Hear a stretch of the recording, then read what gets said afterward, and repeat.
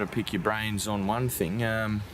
It's been well noted in the media the last couple of weeks, plenty of falls, and I know these things happen in the sport that we're in, but they seem to happen all at once. The toe in the iron or the full foot in the iron, you got a preference with your riders, and if you got anything against those riders that are riding with basically the full foot out of the iron? Myself, do you want to know my opinion? I prefer the full foot in the iron where they get a bit of kick into it. But when I used to ride, I used to have full foot in the iron, but I wasn't a jockey, just a track rider. I'm surprised they can do it even on the training tracks, but they tell me it feels more comfortable. I don't know, Liam. Look, there's been a lot of falls lately, but there's been a lot of falls that haven't been caused by the foot in the iron. Toe in the iron rather. They're on a horse. The jockeys are on a horse's back. They've got their lives at stake. They know better than anyone. Sure, it's hard for the punter when Nash kicks his foot out of the iron and he goes around on opinion without any irons. But it's you love bringing that up, don't you? But I've got a thing about jockeys at the moment. I actually feel sorry for them. Or I don't feel sorry for them. I admire what they do. They're so critical of poor rides,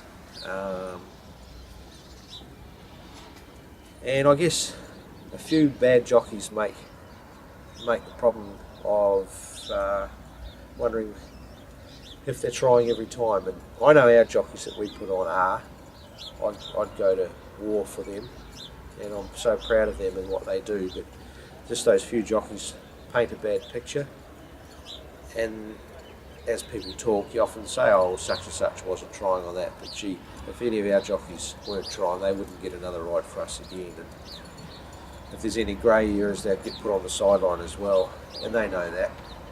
But when you think that the last 12 months there's been 3 jockeys lose their lives, and we're putting so much pressure on them every day, even in trials, to ride competitively, put them in the best spot possible and take tight gaps, gee, you've got to respect what they do. And I think the jockeys should also be having a talk amongst themselves at their meetings and not riding so tight, but at the same time give their horses every opportunity to win and respect the other jockeys around them. A good example was Pentometer last week. Jockey on our outside, he held us in as if it was a Melbourne Cup, and his horse was never going to win the race, but for the sake of just giving us an inch, we could have got out, obviously won the race. Straight after that there was a severe interference and that jockey just about fell. They're riding too tight. They've got to give themselves a little bit more leeway, and I think you'll see in Europe and other parts of the world there's not as many falls as here because they're very loose in their riding, but it's probably for more experienced and educated people than myself to be commenting on. But that's my thoughts, Liam.